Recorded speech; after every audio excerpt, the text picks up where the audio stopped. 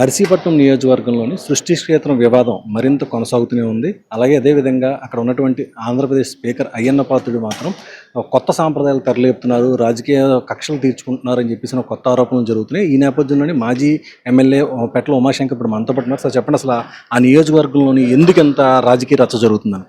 Sir, ఇది అయ్యన్న పాత్రుడు ఒక promotion కోసం వాళ్ళ అబ్బాయి ప్రమోషన్ చేయాలి, ఈయన రిటైర్ అయిపోతున్నాడు కనుక వాళ్ళ పెద్ద అబ్బాయిని ప్రమోషన్ చేయాలని ఉద్దేశం మీద ఒక సృష్టి క్షేత్రం అని చెప్పి ఒక డ్రామా. ఎందుకంటే సుమారుగా 100 సంవత్సరాల క్రితం ఉన్న చెరువులో ఈయన 40 సంవత్సరాల నుంచి అధికారంలో ఉన్నప్పుడు ఇప్పటి వరకు లేదు, ఇప్పుడు ఎందుకు కడుతున్నాడు నాకు అర్థం కావట్లేదు. అందులో శివపార్వతుల విగ్రహాలు కట్టండి, మాకు మంచిదే. అక్కడ కట్టి అక్కడ ఉన్న ప్రాంత రైతులకి నష్టం చేయకుండా పక్కనే 200 మీటర్లో ఒక దైవక్షేత్రం పుణ్యక్షేత్రం ఉంది, బలిఘట్టం అనేది, అక్కడ కట్టాలని మా ఉద్దేశం. రైతులకు ఏదైతే నష్టం జరుగుతుందో ఆ నష్టం జరగకుండా మేము హైకోర్టు వారిని ఆశ్రయించాం. హైకోర్టు వారు ఎటువంటి కూడా అక్కడ చేయకూడదని చెప్పి ఆర్డర్స్ ఇచ్చినప్పుడు కూడా ఏదైతే చీఫ్ జస్టిస్ ఆదేశాలకు విరుద్ధంగా అక్కడ కడుతున్నారు. అంటే ఈ రోజు పవర్ ఉంది కనుక, స్పీకర్ని కనుక జిల్లా కలెక్టర్ ఏం చేయలేరు, ఎస్పీ గారు ఏం చేయలేరు, నిజం మీద ఉన్నారు సార్. ఏదేమిటి కూడా కోర్టులో ఉంది, రేపు రాబోయే రోజుల్లో కోర్టు ద్వారా మేము రైతుల తరఫున పోరాటం చేస్తాం. అయ్యన్న పాత్రుడు తన కొడుకు రాజ్యసభ ఇవ్వడం కోసమే ఇలాగ అనేక అక్రమాలు చేస్తున్నారు మీద ఆరోపణలు చేస్తున్నారు కదా, అంటే ఏ విధంగా సార్? ఇప్పుడు ఈరోజు లాటరేట్ ఉంది సార్ నర్సీపట్నంలో, సుమారుగా ఈ నేటికి 500 కోట్ల రూపాయలు దోపిడీ చేశారు. నేనేమంటున్నానంటే ఎంత దోపిడీ చేసినా దోపిడీ చేశారు, వాళ్ళ అహంకారంతో మాట్లాడుతున్నారు. మేము 500 కోట్ల రూపాయలు సంపాదించాం, దీంట్లో సగం వాటేమో ఎవరైతే ఆ యువనాయకుడు ఉన్నాడో అమరావతిలో యువనాయకుడికి వాటా ఇస్తామని చెప్పి మాకు ఎట్టి బస్సులో రాజ్యసభ వస్తుందని చెప్పి అహంకారంతో మాట్లాడుతున్నారు. నిజంగా యువనాయకుడికి డబ్బులు ఇస్తున్నారో మాకు తెలియదు, కానీ ఇలా ఆయన పేరు చెప్పితే 100 కోట్లు దోపిడీ చేస్తున్నారు. నిజంగా రేపు రాజ్యసభ కానీ ఆయనకి ఇస్తే 100 కోట్ల రూపాయలు ఆయనకి వెళ్ళాయని మేము భావిస్తాం. ఇది కేవలం రాజ్యసభ గురించి అంత ట్రిక్. ఇదేమో 100 కోట్లు అని చెప్పి ఆయన పేరు చెప్తున్నారు.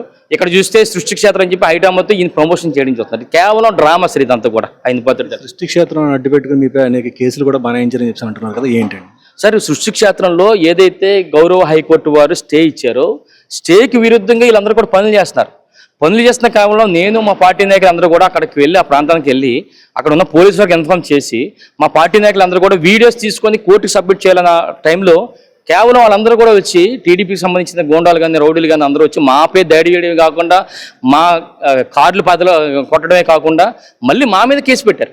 కేసు ఏంటి సార్? బెయిలబుల్ సెక్షన్ అన్నీ కూడా అయినప్పుడు కూడా ఏం చేశారంటే మళ్ళీ వాళ్ళే కేసు పెట్టిన వాడిని కొట్టి, వాళ్ళే భుజం ఎరగేసి, వాళ్ళే సర్జరీ చేయించి పోలీసుల మీద ఒత్తిడి తీసుకొచ్చి నర్సీపట్నం మరి హైకోర్టు వారిని మరి తప్పుదావరు పట్టించి మా మీద నాన్ బెయిలబుల్ కేసులు పెట్టారు. సుమారుగా ఇద్దరేమో మా పార్టీ అధ్యక్షుడు యాకాశవ కానీ అక్కడ ఉన్న వార్డు ఇన్ఛార్జ్ బలిఘట్ ఇన్ఛార్జ్ కానీ నాయుడు కానీ ఇద్దరు కూడా 4 రోజులు జైల్లో ఉన్నారు సార్.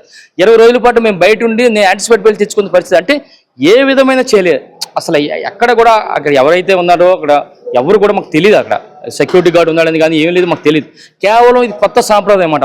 అంటే అధికారంలో ఉంటే, అధికారం మన చేతిలో ఉంటే ఏదైనా చేయొచ్చు, ఎవరినన్నా కొట్టచ్చు, ఎవరి మీద కేసు పెట్టచ్చు. కేసు పెట్టడం కూడా నువ్వు ఎరగొట్టించి ఆపరేషన్లు కూడా చేసి పోలీసు మీద ఒత్తిడి తీసుకొచ్చి కోర్టు వారిని కూడా నమ్మించి కొత్త సాంప్రదాయాన్ని స్టార్ట్ చేశాడు సార్ అయ్యన్న పాత్రుడు. రేపు రాబోయే రోజులు ఇవన్నీ కూడా బయటకు తీస్తాం, ఆయన మూల్యం చెల్లించుకోవాల్సి వస్తుంది సార్. ముఖ్యమంత్రిగా జగన్మోహన్ రెడ్డి గారు అయితే మాత్రం తర్వాత మీరు ఈ యొక్క సృష్టి క్షేత్రం వివాదం అక్కడితో పరిష్కారం అయిపోతుంది అనుకోవచ్చు సార్? ముఖ్యమంత్రిగా అంటే ఇప్పుడు ఆల్రెడీ హైకోర్టు దాంట్లో ఉంది సార్, పరిధిలో ఉంది. ఇప్పుడు ఆల్రెడీ సెలవులు ఉన్నాయి. రేపు 19వ తారీఖునే రీఓపెన్ అవుద్ది. మళ్ళీ హైకోర్టు వారిని ఆశ్రయిస్తున్నారు సార్. హైకోర్టు వారిని ఆశ్రయించి ఏదైతే కంటెంప్ట్ కూడా వేసాం ఇప్పటికే, ఏదైతే జిల్లా కలెక్టర్ గారు ఉన్నారో అధికారులు ఉన్నారో అందరూ కూడా చర్యలు తీసుకోలేదు.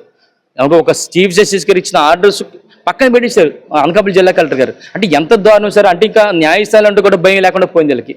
దాని మీద వీళ్ళందరి మీద కోర్టు కంటెంప్ట్ ఆఫ్ కోర్టుకి వెళ్ళాం మేము. రేపు ఆ కోర్టులో మేము అందరం కూడా న్యాయం జరుగుతుంది మేము ఆశిస్తున్నాం సార్. Thank you sir.